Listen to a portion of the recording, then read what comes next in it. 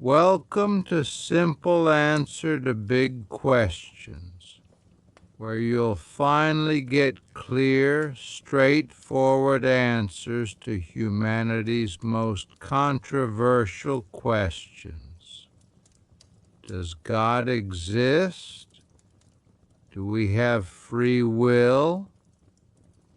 What is the afterlife? These debates have raged for centuries, but we're here to cut through the noise. In each episode, we'll show you 5 of the most popular arguments from scientists, philosophers, celebrities, and famous people, presented simply so you can decide for yourself. Let's get started. Today's big question is free will, fact or fiction? Before we dive into the arguments, let's set the stage. Free will is the idea that we can make choices that aren't fully controlled by things like our past, our biology, or the laws of nature. It's the belief that we're the ones steering the ship of our lives, picking our own paths. This question matters because it touches everything: how we judge right and wrong, how we live our lives, even how we see ourselves. If free will is real, we're responsible for our actions. If it's not, what does that mean for us?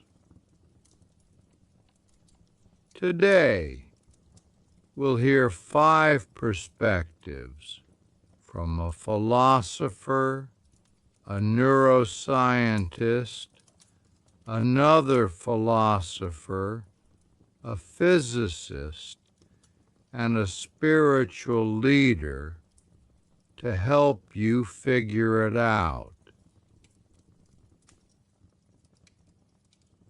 Argument 1. Libertarianism. Free will exists. Some folks believe we're truly free to choose, no strings attached. That's the heart of libertarianism. Not the political kind, but a philosophical idea that says free will is real and vital. Person: Robert Kane, philosopher. Robert Kane is a modern philosopher who's spent years digging into free will and ethics. He's one of the big names defending this view. Explanation: Kane says free will isn't just a feeling, it's a fact. He argues that we have what he calls self-forming actions. These are big, life-shaping choices where we could go one way or another, and nothing forces our hand. Think about a time you were stuck between 2 tough options, like picking a college major, say art or engineering. One's creative but risky. the other's stable but less exciting. Kane says that choice isn't locked in by your parents, your DNA, or your past. You weigh it, you wrestle with it, and you decide. That's free will in action. He gives an example. Picture someone deciding whether to cheat on a test. They could pass honestly or take the easy way out. Kane says in moments like these, when you're torn, you're not just following a script. You're making a call that shapes who you become. Critics say, wait, if it's not determined, isn't it just random? Kane fires back that it's not random either.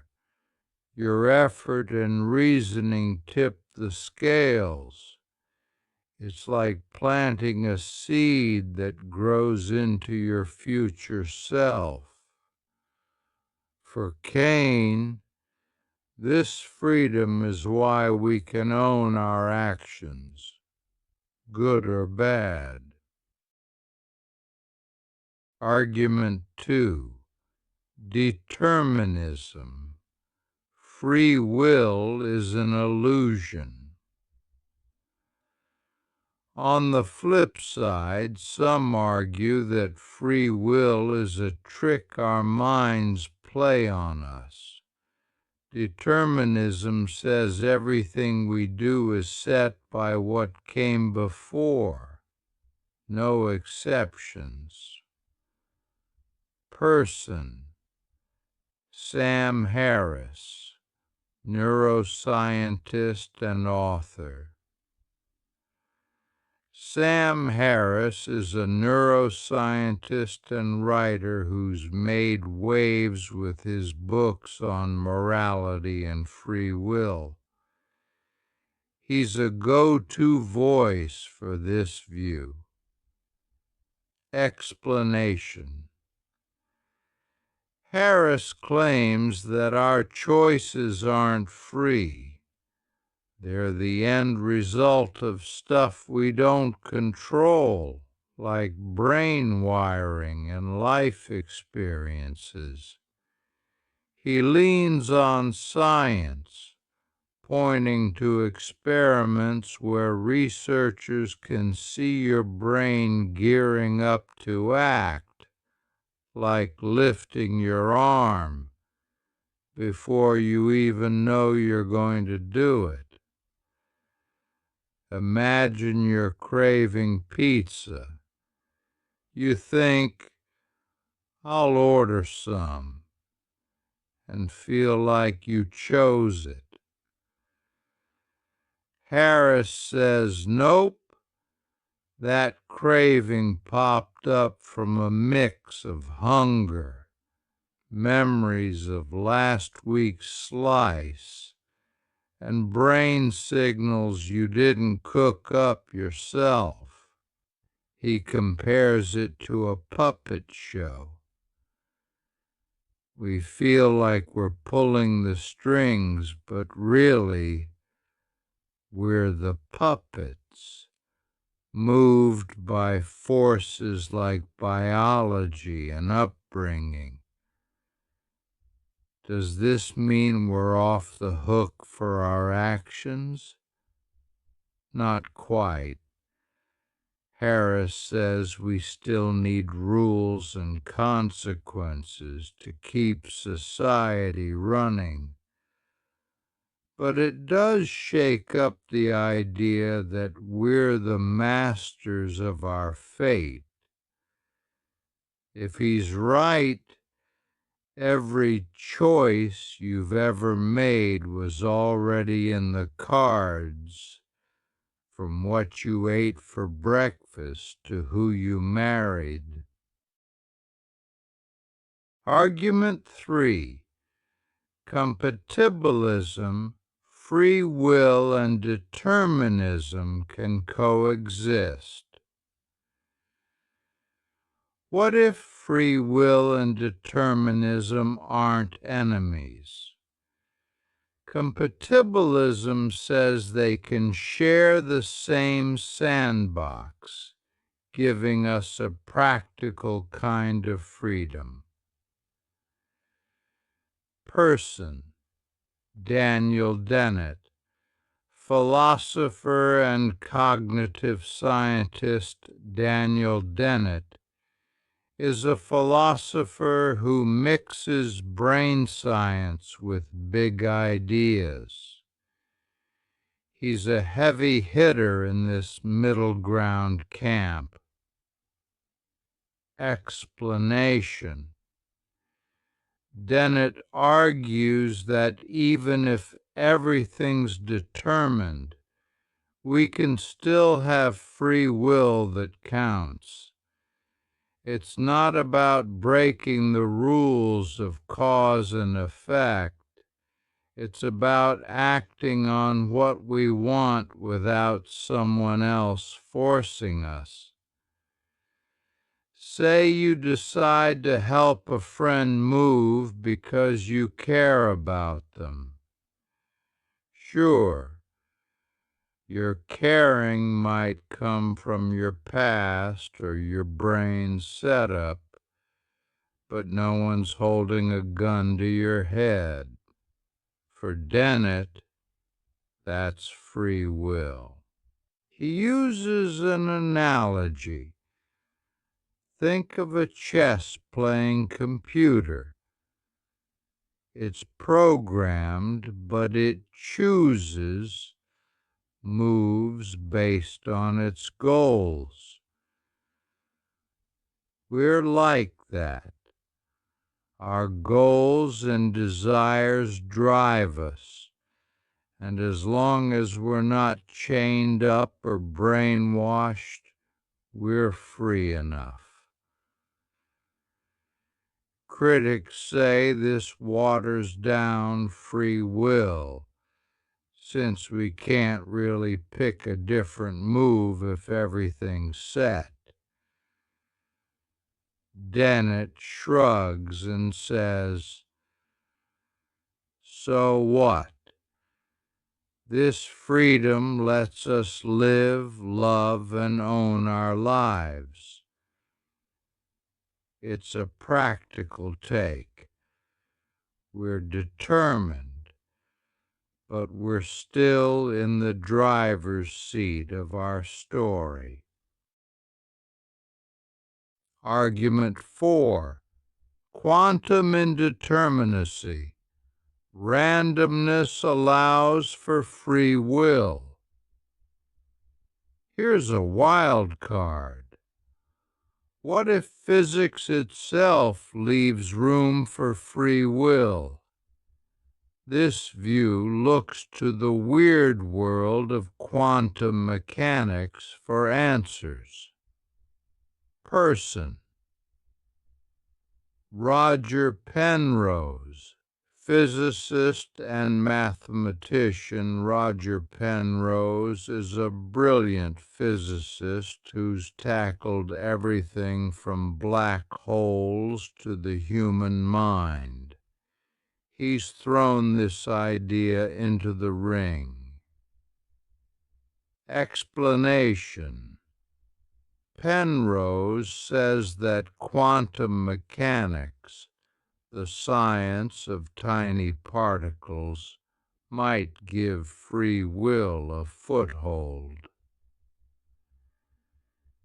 In the quantum world, stuff isn't set in stone.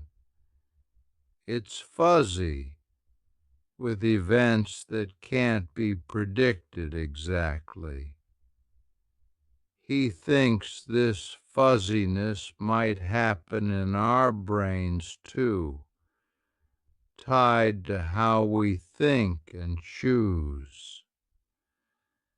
Imagine you're picking between coffee or tea.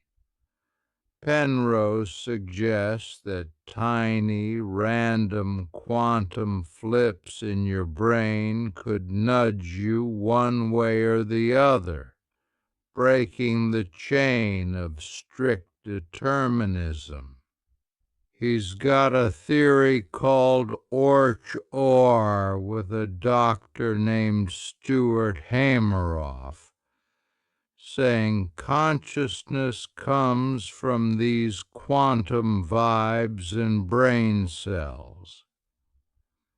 If they're right, your choices aren't just a domino effect.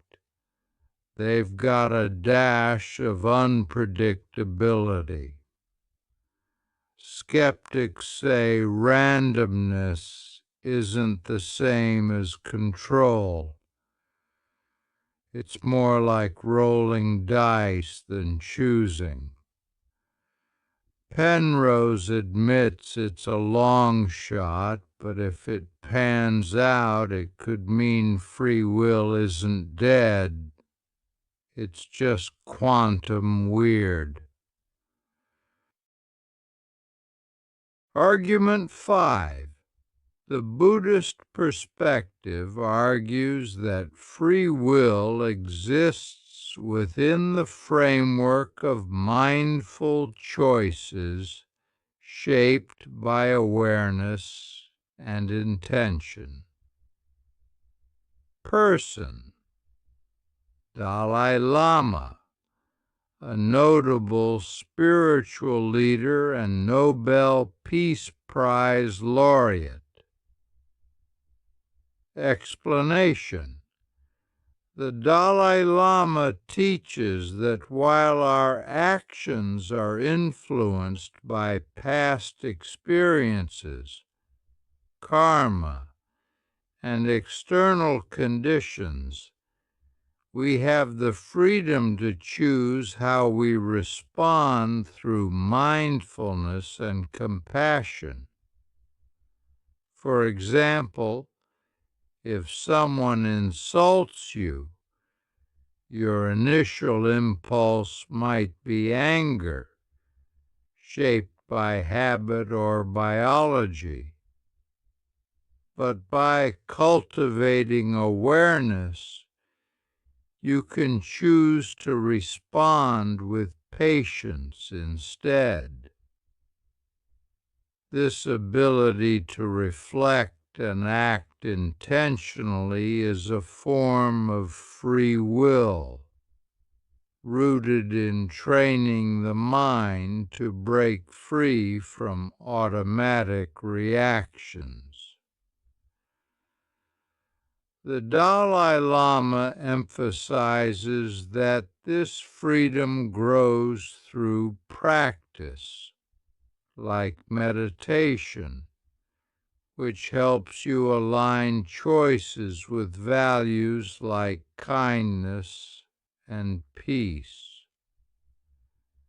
The Dalai Lama's view is inspiring because it offers a practical path to freedom. By focusing on mindfulness, you can gain more control over your reactions, even if you can't control every circumstance. This perspective aligns with Buddhist teachings that emphasize personal responsibility for one's actions and their consequences. Karma. Critics might argue that if choices are influenced by past karma or biology, they're not truly free. The Dalai Lama would counter that freedom lies in the space between stimulus and response, where awareness lets you shape your path, making life a balance of influence and agency. That's it.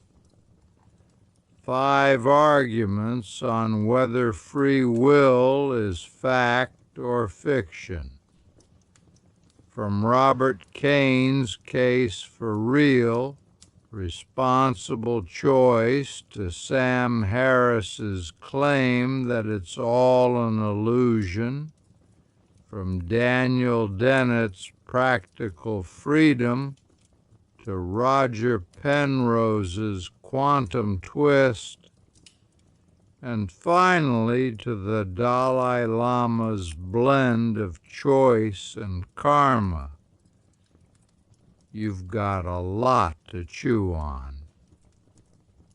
We've heard from a philosopher, a neuroscientist, another philosopher, a physicist, and a spiritual leader, each with a unique angle. We're not here to pick a winner, just to lay out the ideas so you can wrestle with them. So, what do you think? Like, subscribe, and drop your thoughts in the comments. See you next time for another big question. Like, subscribe, and drop your reflections in the comments. See you next time for another big question.